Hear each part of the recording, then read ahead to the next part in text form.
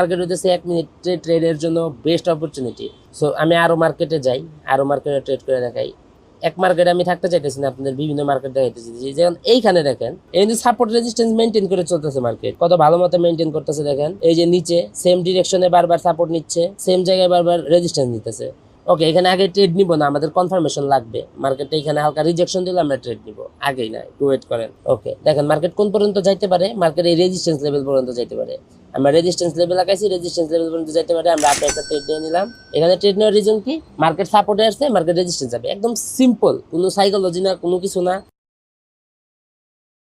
আশা করি এমটিজি লাগবে না।